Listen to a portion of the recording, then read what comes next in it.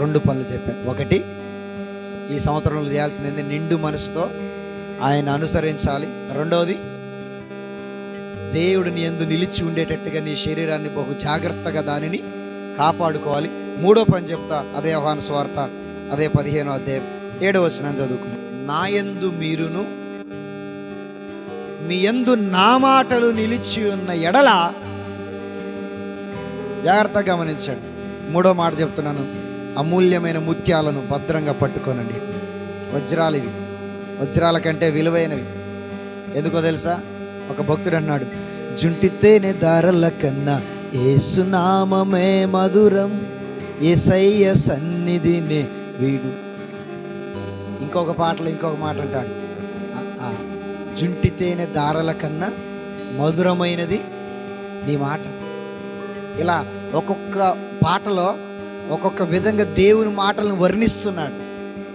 వెండి కంటే, బంగారం కంటే, వజ్రముల కంటే, ముత్యముల కంటే అమూల్యమైనది దేవుని మాట అని వాక్యం సెలవిస్తుంది. పిల్లారా, ఇవి వజ్రాల కంటే విలువైనవి.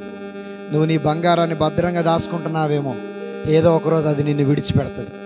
కానీ దేవుని మాటను భద్రంగా దాచుకో, అది ఎన్నటికి నిన్ను విడిచిపెట్టదు. కానీ పోయిన సంవత్సరం ఏ మాట అయితే నా దగ్గర ఉందో దేవుని మాట, అది ఇప్పటికీ స్టిల్ నవ్వు ఈ రోజు నా హృదయంలో దాగి ఉన్నది. దేవునికి స్తోత్ర. గట్టిగా స్తోత్రం చెబుదా. నేను చెప్తున్నాను, ఈ లోకములో ఏదైనా నిన్ను విడిచిపెట్టవచ్చు, కానీ యేసుక్రీస్తు మాట నిన్ను విడిచిపెట్టేది. అందుకోసం ఇక్కడ 7వ వచనం మళ్ళీ ఒకసారి ఆ మాటను చదువుదామా. నా యందు మీరును మీ యందు నా మాటలు ఉంచి, నా మాటలు నిలిచి ఉండి, నా మాటలను భద్రంగా కాపాడుకొని ఎడల నీకేది ఇష్టం అడుగు బిడ్డ. అమ్మా, ఇప్పటిదాకా నాకు అది ఇష్టం, ఇది ఇష్టం, ఇది ఇష్టం, ఇది ఇష్టం అడుగుతున్నావు కానీ రావట్లే. అవునాగా చెప్పండి. ప్రభా, నాకు ఇది కావాలయ్యా, నాకు ఈ చీర కావాలి, నాకు ఈ టీవీ కావాలి, నాకు ఈ ఇల్లు కావాలి, నాకు ఈ పొలం కావాలి, నాకు ఈ వస్తువు కావాలని ఎన్ని అడగలే మనం? ఎన్ని అడగలే చెప్పండి? చాలా అడిగాం. కానీ ఎన్ని వచ్చాయి మనకి? ఒక్కటి కూడా రాలేదు. అడగటం చాలా అడుగు, రావడానికి మాత్రం ఎందుకు? కారణం ఏంటో తెలుసా? మీ యందు నా మాటలు నిలిచి ఉన్న ఎడల మీకు ఏది ఇష్టమో అడగండి, అది నేను ఇస్తా అంటున్నాడు. దేవునికి స్తోత్ర. దేవుని వాక్కు, దేవుని మాట నీ హృదయంలో నిలిచి ఉండి, ఆ వాక్యమును ఎత్తి నువ్వు దేవుని సన్నిధిలో ప్రార్థించి ప్రభువా అని ఆయనను అడిగితే, ఆయన నీ జీవితంలో కార్యములను చేస్తాడు. ఆయన మాట లేకుండా నువ్వు ఏది అడిగినా జరగదు. అది జరగదు. ఖచ్చితంగా చెప్పగలను. దేవుని మాటను కలిగి అడగండి. ఇక్కడ అంటున్నాడు, మీ యందు నా మాటలు. మనము చాలాసార్లు బైబిల్కి పూర్తి క్వైట్ ఆపోజిట్లో తిరుగుతూ ఉంటాం. మనం అమ్మా ఏం చేస్తాం? మనం పూర్తిగా ఆపోజిట్ అంటే ఆపోజిట్. వ్యతిరేక పదాలు ఎట్టుంటాయి అట్టుంటాయి. వ్యతిరేక పదాలు అంటే అవును అంటే కాదు అంటే వ్యతిరేక పదాలు. బైబిల్కి మనకు కూడా కొన్నిసార్లు పూర్తి వ్యతిరేకంగా మనం చేస్తూ ఉంటాం. బైబిల్ ఏం చెప్తుంది? మూడవదిగా బైబిల్ ఏం చెప్తుంది? మీ యందు నా మాటలు నిలిచి ఉండాలని చెప్తుంది. మీ యందు నా మాటలు ఎవరు చెప్పారు ఈ మాట? బైబిల్ చెప్తుంది ఈ మాట. మీ యందు దేవుని మాటలు నిలిచి ఉండాలని చెప్తుంది. మరి నిలిచి ఉండకూడదు ఏంటిది? నీ పక్కన వానితో ఒకవేళ నీకు గొడవ అయితే, శత్రుత్వం అయితే, పంచాయతీ కలిగితే, కోపం వస్తే, ఆ కోపం ఎప్పటి వరకు ఉండాలంట? సూర్యుడు అస్తమించేంత మట్టికే. హలో ఎప్పటిదాకా ఉండాలంట? చెప్పండి. ఎప్పటిదాకంట? కొంచెం గట్టిగా చెప్పండి. ఎవరైనా నిన్నేదైనా అంటే ఎప్పటిదాకా ఉండాలి అది నీలో? సూర్యుడు అస్తమించేంత మట్టికే ఉండాలి. అది ఈరోజు అయిపోయిందాక మర్చిపో, వదిలేసే, ఫ్రెష్ జీవితాన్ని ప్రారంభించాలి. అది కాదు, మనం రివర్స్లో ఉంటాం. దేవుని మాటని సూర్యుడు అస్తమించేంత మట్టికే మనలో ఉంచుకుంటాం. పొద్దున్నే తీసేస్తాం దాన్ని, తెల్లటరకలు దాన్ని మర్చిపోతాం. హల్లెలూయా చెప్పండి గట్టిగా. దేవుని మాట ఎప్పటిదాకా ఉంటుంది మనలో? ఎప్పటిదాకా ఉంటుంది? సాయంత్రం వరకు ఉంటుంది. సాయంత్రం ఏంటంటే అయిపోతుంది. కానీ పక్కనోడన్నమాట సంవత్సరాలు గడిచిపోయినదిగా నువ్వేమన్నో తెలుసానన్నయ్యాలా, నువ్వేమన్నో తెలుసానన్నయ్యాలా, నువ్వు ఇది అన్నో తెలుసా. ఎన్నిసార్లు చెప్పాలి దేవుడు మీకు, ఇంకెప్పుడు మార్పు చెందుతారు. మనం పనికి మాలిన మాటలేమో నీలో పెట్టుకొని ఫలించకుండా పతనమైపోతూ ఉన్నావు. పనికొచ్చే మాటలు దేవుడు నీ హృదయంలో దాచుకో, నువ్వు ఫలిస్తావని చెప్తున్నాడు. నువ్వు ఫలించాలంటే పక్కనోళ్ళు చెప్పిన మాటలు లోపల పెట్టుకోవడం కాదు. నీ కోపం, నీ శత్రుత్వం, నీ పగ, నీ ద్వేషం సాయంత్రంకెల్లా, పొద్దుగాల తెల్లారిందా, ఫ్రెష్ దినమును ప్రారంభిస్తున్నావా, ఆ విధంగా ప్రారంభించు. నీ హృదయంలో ఉండాల్సినది దేవుని మాట. కొన్నిసార్లు నాకు చాలా విచిత్రం అనిపిస్తుంది. 3 పెండ్ల పంచాయతీలు చేసినప్పుడు చాలాసార్లు నాకు ఎక్కువ సమస్య అదే. చాలామంది భార్య భర్తల పంచాయతీలే నా దగ్గరకు వస్తుంది. ఇక చెప్తా ఉంటారు. ఆల్రెడీ ఒక్కొక్క పంచాయతీని 2-3 సార్లు చేసినవి కూడా ఉంటాయి. ఫస్ట్ టైం చేసినప్పుడు అమ్మ ప్రార్థన చేస్తా, అయిపోయింది, ఇద్దరు చదువుమనిపి ఇది ఇంతటితోటి అబ్బాయి బాబాయ్ ఇంతటితోటి నువ్వు కూడా వదిలేయి, అమ్మాయి బుచ్చారే ఇంతటితోటి నువ్వు కూడా వదిలేయండిరా, ఇద్దరు ఇక్కడి నుంచి మంచిగా ఫ్రెష్గా మంచి జీవితాన్ని, నూతన జీవితాన్ని, మంచి జీవితాన్ని ప్రారంభించండి. ఓకే అమ్మ, okay okay okay brother okay అని చెప్పేసి తల ఉంచుతారు. దేవా నీకు స్తోత్రం, నేను బిడ్డలు దీవించండి, వేసినాను, ఆమెన్ ఆమెన్ అని చెప్పేసి ప్రార్థన చేసి వచ్చేస్తాం. మరలా 1 నెలకు 2 నెలలకు 3 నెలలకు పంచాయతీ అయిపోయింది. మళ్ళీ పోతాం. పోయినప్పుడు మళ్ళీ రెడ్ వచ్చి మొదలు పెడతారు. మళ్ళీ అన్నయ్య ఇక అయాలు ఇట్లా అన్నాడు చూడన్న, ఈడు ఇట్లా అన్నాడు అన్నయ్య అనే, ఇక బ్రదర్ ఇది అయాలు ఇట్లా అన్నాడు బ్రదర్, మంచిది కాదు బ్రదర్. బైబిల్ ఏం చెప్తుంది? నీ జీవితంలో ఏదైనా సమస్యగా, ఏదైనా శత్రుత్వంతో కూడిన మాటలు ఏదైనా నీ జీవితంలో ఎవరైనా నేను ఏదైనా అంటే సాయంత్రానికి వదిలేస్తాయి, మర్చిపో. దేవుని మాటను హృదయంలో పెట్టుకో. నువ్వు ఫలిస్తావంటే దేవుని మాటను సాయంత్రానికి మర్చిపోతుంటే పక్కనోడన్న మాటలు మాత్రం 10 సంవత్సరాలైనా 20 సంవత్సరాలైనా 10 ఏళ్ళైనా 10 తరాలైనా సచ్చినోడు బొందలు పెట్టి లేపిన వాడు ఏమన్నాడు చెప్పు అంటే చెప్తారు. ఇప్పుడు హల్లెలూయా. యేసురత్నం గారు మీ అన్న ఏమన్నాడు చెప్పు, ఖచ్చితంగా చెప్తాడు అన్నమాట. కొంచెం మత్తులో ఉండాలి కానీ ఏం పర్లేదు. దేవునికి స్తోత్రం చెప్పండి, గట్టిగా స్తోత్రం. మన శత్రువులు ఏమన్నారు మనల్ని చెప్పండి. ఇప్పుడు ఒక్కటి చెప్పు ఆగుతామా? ఒక్క మాట చెప్పని ఛాన్స్ ఇస్తే 100 చెప్తారు. మాకు తలకాయ నొప్పి లేస్తాం ఒక్కసారి పంచాయతీలో. ఏదన్నా అమూల్యంగా దీనికి కారణం ఏందో ఒక 2 మాటల్లో చెప్పండి అమ్మ. పెద్ద మనుషులు ఏమంటారు పంచాయతీలో చూసినప్పుడు, విద్యాలాగా 3 మాటలు చెప్పాము మంచిగా, ఇక అన్ని స్టోరీలో దిగని ఏం జరిగిందో 2 మాటలు చెప్పమంటే ఇక మొదలు పెడతాను. విచిత్రం ఏంటంటే ఆడవాళ్ళు చాలా టాలెంటెడ్స్, మగవాళ్ళు చాలా ఎంత పెద్ద మ్యాటర్ అయినా సరే 2 మాటల్లో చెప్పి ముగిస్తారు.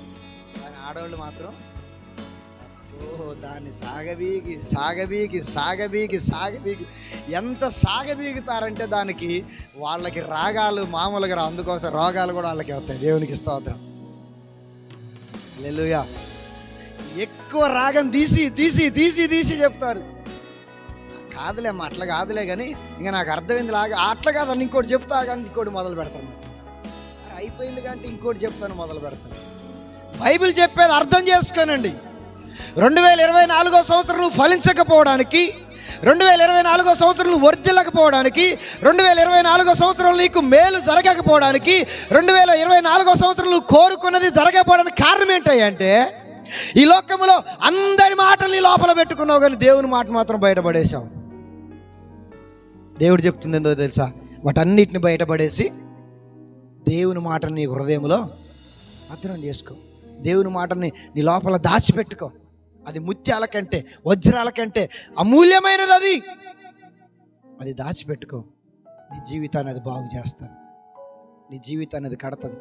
ఇక్కడ అంటాడు 7వ వచనం, మళ్ళీ చూడండి ఆ మాట చాలా అద్భుతంగా చెప్తాడు అక్కడ. మీకు ఏది ఇష్టం అడగండి. అక్కలారా మీకు చాలా ఇష్టాలు ఉన్నాయి అమ్మా, లేవా? మీకు ఆడవాళ్ళని అడుగుతాను, మీకు ఎన్ని ఇష్టాలు ఉన్నాయి? మిమ్మల్ని మందలియాలే కానీ లీస్ట్ రాసేస్తాను. మామూలు లిస్టులు కాదు. మీ ఇష్టాలని నాకేం చెప్పొద్దు, దేవునికి చెప్పండి. చేస్తాడు అయ్యగారంటే ఖచ్చితంగా చేస్తాడు. ఆయన చేయాలంటే ఒక పని చేయాలి. ఆయన చేయాలంటే మీరేం చేయాలి? ఒక పని చేయాలి. ఏం పని చేయాలి? ఏం పని చేయాలి? దేవుని మాట నోట్సులల్లా కాదు. హలో, దేవుని మాటని నోట్సులల్లా కాదు నింపేది, ఫోన్లల్లా కాదు నింపేది. ఎక్కడ నిండాలి? హృదయంలో నిండాలి. హృదయంలో నిండాలి. బైబిల్ చెప్తుంది, అంత్యదినములలో వాక్యము కరువైపోతుంది. అంత్యదినములలో వాక్యము కరువైపోవటం అంటే ఈ బైబిల్స్ ఇక ముద్రించడం ఆఫ్ చేయటం కాదు. దేవుని వాక్యము దొరకదు, దేవుని వాక్యం కరువైపోద్దంటే ఈ బైబిల్ ప్రింటింగ్ ఆపడం కాదు. చాలామంది అదే అనుకుంటారు, బైబిల్ దొరకవు. ఒక్కొక్కరు 4-5 బైబిల్ కొనుక్కొని దాచుకోండి, 4 తరాలకు పనికొస్తాయి అనుకున్నారు. బైబిల్ ఎవడో ఆపలేవడో, అది ముద్రించడం ఎవడో తరం కాదు, అది నడుతూనే ఉంటుంది. ఒకవేళ ఈ ముద్రను ఆగిపోయిన ఆల్రెడీ ఫోన్లో యాప్ రూపంలో వచ్చేసినాయి, దాన్ని ఎవడో ఆపలేవడం, ఇంకా బ్యాన్ చేయడం కుదరదు. అది ఆపినా రకరకాలుగా దేవుని వాక్యం వస్తుంది. వాక్యము కరువు అవటం అంటే సత్యవాక్యాన్ని సరిగ్గా ఉపదేశించేవారు కరువైతారు. దేవునికి స్తోత్ర, గట్టిగా స్తోత్రం చెబుదాం. సత్యవాక్యాన్ని ఉన్నట్టుగా ఖచ్చితంగా కలిపి చెరపకుండా చెప్పేవారు కరువైతారు. ఈ 2025 సంవత్సరంలో అలా కరువు కాకుండా దేవుడు నీ జీవితంలో సమృద్ధి చేయాలంటే నీ హృదయంలో దేవుని మాటని ఏం చేయాలి? చెప్పండి, త్వరగా చెప్పాలి. నీ జీవితంలో దేవుని మాటని నిలబెట్టండి, ఆయన లోపల దాచుకోండి. ఇది మూడో. ఫస్ట్ది నిండు మనసుతో దేవుణ్ణి అనుసరించడం. రెండోది ఆయన మీలో నిలిచి ఉండేటట్టుగా మీ జీవితాన్ని, శరీరమును సరిచేసుకోండి. మూడోది మీ లోపల దేవుని మాటలు ఉండనియండి. దేవుని మాటల్ని 1 రోజు, 2 రోజులు, 3 రోజులుగా సంవత్సరాల తరబడి దేవుని మాటలు ఉండనియండి. పోయిన సంవత్సరం నిన్నేమన్నా మీకు గుర్తుందా లేదా? ఉంటుంది. పోయిన సంవత్సరం నేనేం వాక్యం చెప్పినా మర్చిపోతాను. ఇది గుర్తుండాలి, ఇది గుర్తుపెట్టు. పోయిన జనవరి 1 రోజున మీ ఆమె నీకేం మాట ఇచ్చిందో, మీ ఆయన నీకేం మాట ఇచ్చిండో గుర్తుంటుంది. కానీ పోయిన జనవరి 1 రోజు మీ పాస్టర్ గారు నీకేం చెప్పిండో గుర్తుండదు. గుర్తుపెట్టుకోండి. కావాల్సినది చేయండి.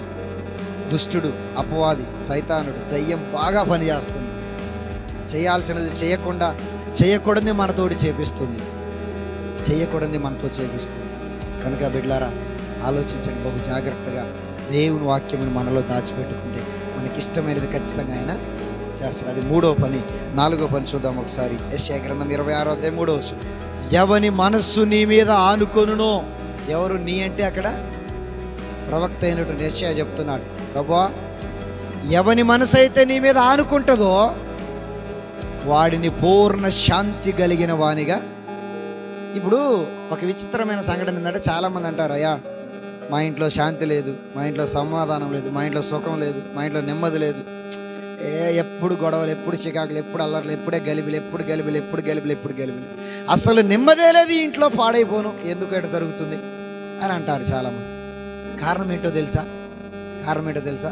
నీ మనసు ఎవరికో ఇచ్చావు. అక్కడ ఎవరికి ఇచ్చావు? సైతానికి ఇచ్చేసావు. లేదంటే నీ మనసు పక్కన ఇంకెవరికో ఇచ్చేసావు. నీ మనసు ఎవరి మీదనో ఆనుకుంటుంది. ప్రియ దేవుని బిడ్డలారా, ఈ 2025 సంవత్సరంలో నువ్వు చేయాల్సినటువంటి అతి ప్రాముఖ్యమైన విలువైన 4వ పని ఏంటో తెలుసా? నీ మనసు దేవుని మీద ఆనుకొని ఉండాలి. ఎవరి మీద? అందుకోసం ఇక్కడ అంటాడు, ప్రవక్తల్లో ఒకడైనటువంటి యెషయా ప్రవక్త అన్నాడు, ఎవని మనస్సు నీ మీద ఆనుకొనునో వానిని పూర్ణ శాంతి గల వానిగా కాపాడదవు. వానిని పూర్ణ శాంతి గలవాడిగా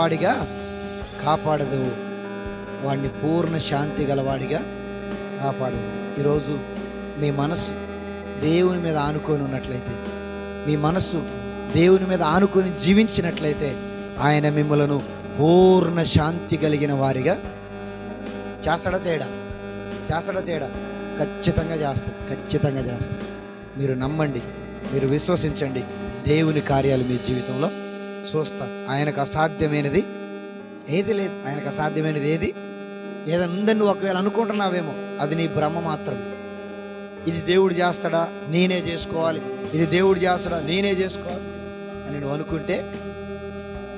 అనుకుంటే అది 100% రాంగ్ రూట్లో వెళ్తున్నాను, దురాత్మ, దుష్టుడు, సైతానుడు నీ మీద పనిచేస్తున్నాడు అలా అనుకుంటే, అలా కాదు, నా దేవునికి అసాధ్యమైనది ఏది లేదు. బట్ కాకపోతే నేను నా మనస్సును దేవుని మీద ఆనుకోకుండా నా మనస్సును ఎవరెవరి మీదనో ఆనుకొని ఉంటున్నాను, ఎవరెవరి మీదనో ఆనుకుంటున్నాను కనుక నేను ఫెయిల్ అయిపోతున్నాను. ఈ చివరి మాట చాలా శ్రేష్టమైనది. ఎక్కువ సమయం వివరించడానికి టైం లేదు కనుక క్లుప్తంగా చెప్తున్నాను. 4వదిగా, నీ మనస్సు అతి శ్రేష్టమైనది, అతి విలువైనది, అతి ప్రాముఖ్యమైనది. నీ జీవితానికి నీ మనస్సు చాలా ఖరీదైనది. దానిని ఎటు పడితే అటు తిప్పమాకండి, ఎవరికి పడితే వాళ్ళకి ఇవ్వమాకండి, ఎక్కడ పడితే అక్కడ పెట్టమాకండి. నీ మనస్సు దేవుని మీద ఆనుకునేటట్టుగా ఉంచండి. దేవుడు ఖచ్చితంగా గొప్ప కార్యాలు చేస్తాడు, ఆయన దీవిస్తాడు, ఆయన అద్భుతం చేస్తాడు. ఈ 2025 సంవత్సరం నీ నోటి నిండా నవ్వు కలగజేస్తాడు.